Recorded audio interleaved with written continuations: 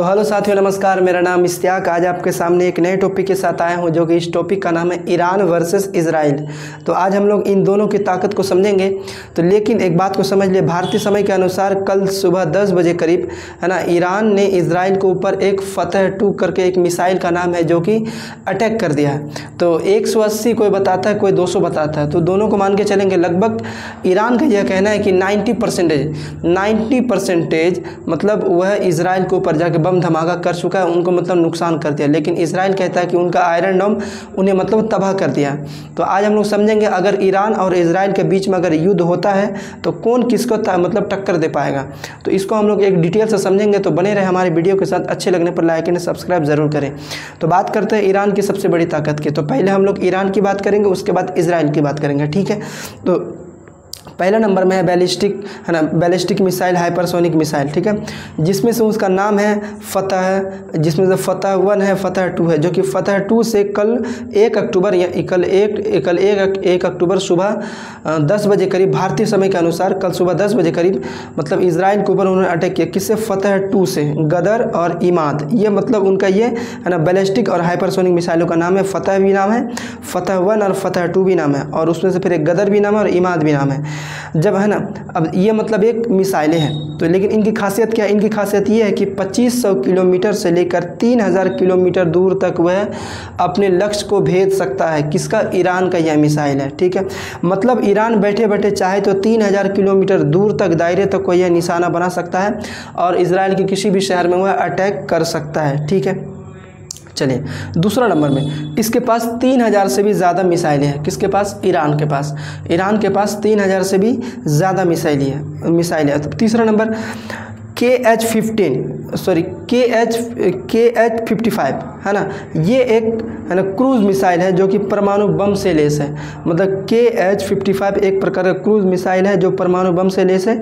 इनके रेंज लगभग 3000 किलोमीटर दूर तक है। समझ में? इनकी रेंज लगभग 3000 किलोमीटर दूर तक है। और फिर बात करते हैं मोहाजर। ये एक मतलब ड्रोन का नाम है, जो कि उनके पास ऐसे 10 ड्रोन हैं, जो कि यह मतलब यह ड्रोन ऐसा है जो कि आराम से 200 किलो वज़न तक, बताया जाता है कि इस ड्रोन में, एक ड्रोन में 200 किलो वज़न तक मतलब मिसाइल को लेकर जाया जा सकता है, जो कि इसके रेंज है 2000 किलोमीटर। मतलब यह ईरान में बैठे बैठे अंदर 2000 किलोमीटर दूर तक अटैक कर सकता है, ठीक है। अब बात करते हैं इजराइल की, ठीक है। तो सुन लीजिए, इजराइल अपना मतलब ज़मीनी स्तर पर है ना, ज़मीनी स्तर पर, आसमान के स्तर पर और समुद्र के स्तर पर ये बहुत ही मजबूत है, खास करके इजराइल, ठीक है। तो समझते हैं आयरन डोम। देखिए, आयरन डोम ऐसा है जो कि मतलब कल जो ईरान जो अटैक किया है इजराइल के ऊपर, इसमें से आयरन डोम कुछ ऐसा काम किया है जो कि मतलब इनका जो मतलब फतह 2 है, ये इजराइल ने मतलब उन्हें तबाह कर दिया। ये किसका कमाल है? आयरन डोम का कमाल। एंड डेविड स्लिंग है ना, एयर डिफेंस सिस्टम है ना, एयर डिफेंस सिस्टम। देखिए इनके पास क्या क्या है?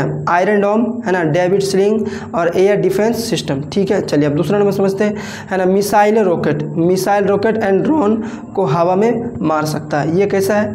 जो कि मिसाइल मतलब अगर ईरान मान लीजिए कोई मिसाइल चलाता है, उसका आयरन डोम सिस्टम क्या करता है? मतलब मार सकता है, ठीक है। चलिए उसके बाद समझते हैं 1200 से अधिक तोपखाने, है ना, मल्टीपोल लॉन्च रॉकेट सिस्टम। इसके पास 1200 से अधिक मतलब तोपखाना, मतलब ऐसे जो स्थान, उसके पास 1200 से अधिक मतलब जगह है जो उसके पास तोप रखने का जगह, तोपखाना है, ठीक है। चलिए स्मार्ट बम जैसे हथियार टारगेट पर मतलब अचूक निशाना लगाना। अब देखिए, अब ऐसा है कि ये समझिए, कुछ दिन पहले जो मतलब हिजबुल्लाह का जो चीफ है नसरुल्लाह, उनको जो मतलब अटैक किया गया था, किसके द्वारा से? स्मार्ट बम के द्वारा से, है ना। ये किस प्रकार से मतलब कहाँ बैठा है, किधर बैठा है, जिस प्रकार से खामने का भी जो मतलब तबाह किया गया था उनको, मतलब स्मार्ट बम के द्वारा से। स्मार्ट बम ये लगाता है, मतलब किसी को भी अचूक निशाना लगाना हो तो फटाक से कौन करता है? स्मार्ट बम, ठीक है।